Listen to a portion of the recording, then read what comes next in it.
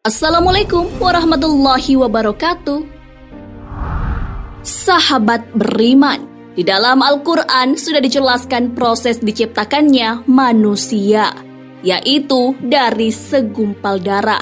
Kemudian dihembuskan ke dalamnya ruh atau nyawa. Gambaran tersebut menjelaskan seorang manusia berdiri dari jasad yang nampak dan ruh yang tidak nampak. Lantas apa hakikat ruh? Bagaimana hubungan ruh dan jasad? Di manakah tempat ruh dalam jasad? Serta bagaimana cara mensucikan ruh? Hakikat ruh. Ruh diciptakan sebelum jasad. Ruh diciptakan Allah Azza wa Jalla sejak awal penciptaan manusia pertama, yaitu Nabi Adam alaihissalam. Kemudian Allah mempersaksikan kepada ruh akan ketuhanannya, bahwa Allah Azza wa Jalla adalah Rob kita.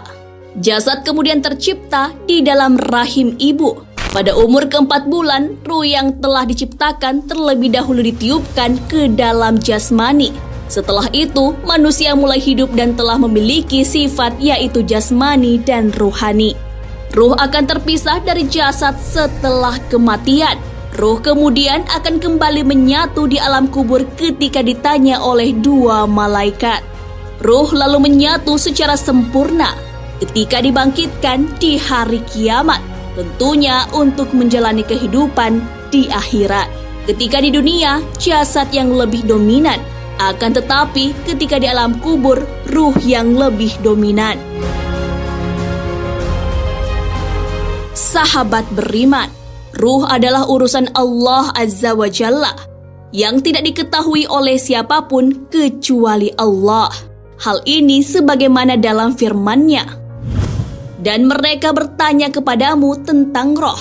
Roh itu termasuk urusan Tuhanku, dan tidaklah kamu diberikan pengetahuan melainkan sedikit.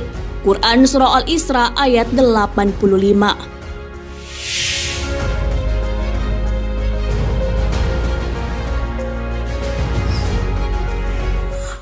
Hubungan ruh dan jasad. Ruh dan jasad datangnya dari Allah Azza wa Jalla. Tubuh makhluk hidup tidak dapat bergerak tanpa ruh. Tidaklah tubuh tersebut bergerak atau diam, melainkan sepengetahuan ruh. Tubuh tidak dapat dekat dengan ruh. Akan tetapi, ruh sangat dekat dengan tubuh kita. Tidak ada satupun yang dapat mengenal bentuk dan rupa ruh yang ada di dalam tubuh manusia, kecuali Allah Azza wa Jalla. Kondisi tersebut menjelaskan bahwa hak Allah Azza wa Jalla sungguh dekat dengan segala sesuatu. Ruh bersifat halus dan gaib. Maksudnya, ruh tidak nyata, tidak makan, tidak minum, tidak tidur, dan tidak beranak, dan tidak mengalami kematian. Ruh akan kekal selamanya. Umat Islam diwajibkan percaya kepada hal-hal yang gaib. Hal ini sebagaimana dalam firman Allah Subhanahu wa Ta'ala. Orang mukmin adalah orang yang percaya kepada yang gaib. Quran Surah Al-Baqarah ayat 3. Jasad itu sekedar wadahnya ruh yang menemani untuk mengembara di dunia. Ruh di dalam jasad manusia memiliki batas waktu tertentu atas kehendak Allah Azza wa Jalla.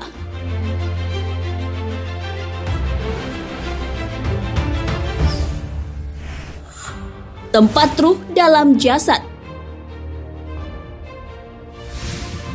Ruh tidak mendiami tempat tertentu di dalam jasad. Perlu diketahui bahwa jasad hanyalah alat. Ruh mendatangi jasad sebagai substansi. Allah Azza wa Jalla berfirman, kemudian kami jadikan dia makhluk yang berbentuk lain. Maka Maha Suci Allah, pencipta yang paling baik. Quran Surah Al-Mu'minun ayat 14.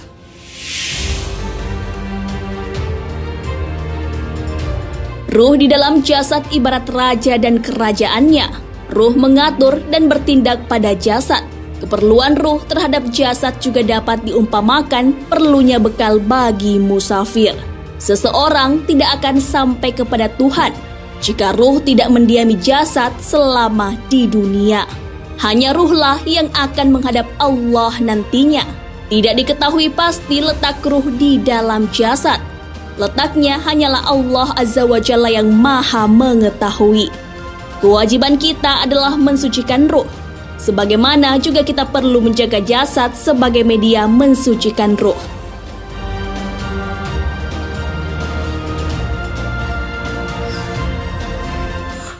Mensucikan ruh. Ruh tidak dapat dilihat ataupun disentuh melalui panca indera manusia.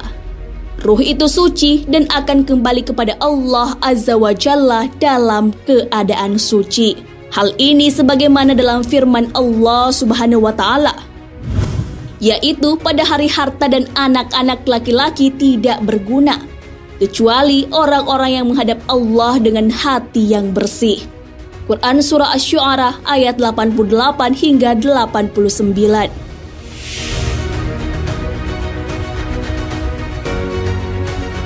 Untuk itu, kita harus berusaha menyelaraskan antara jasad dan ruh pada diri kita. Hal ini bisa dilakukan dengan memperbanyak zikir. Berzikir dapat menghadirkan kebaikan-kebaikan di dalam pikiran, hati, dan perbuatan kita sesuai kehendak Allah Azza wa Jalla.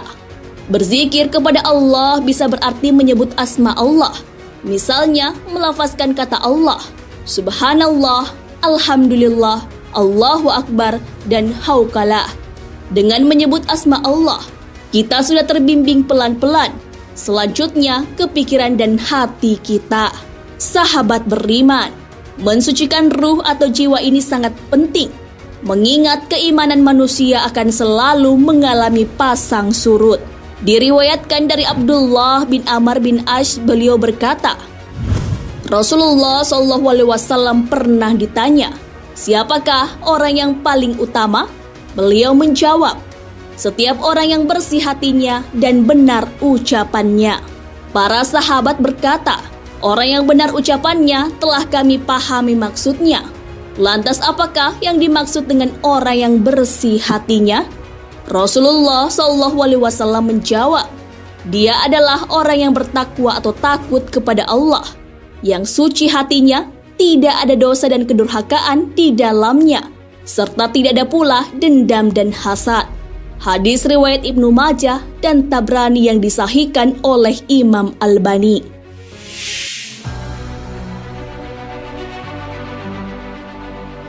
Dengan begitu, ketika jasad dan ruh dipersatukan kembali pada hari kiamat, keduanya benar-benar dalam keadaan suci dan bersih dari kotoran dunia.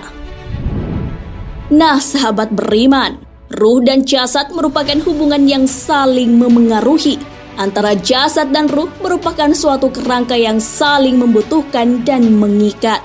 Al-Quran menjelaskan bahwa ruh merupakan wujud makhluk langit selain malaikat. Hal ini sebagaimana firman Allah Azza wa Jalla. Malaikat-malaikat dan ruh naik menghadap kepadanya dalam sehari, yang kadarnya 50.000 tahun. Quran Surah Al-Ma'arij ayat 4. Wallahu a'lam bissawab. Sahabat beriman, jangan lupa berbagi informasi dengan share video ini, karena sebaik-baik manusia adalah yang paling bermanfaat bagi manusia. Wassalamualaikum warahmatullahi wabarakatuh.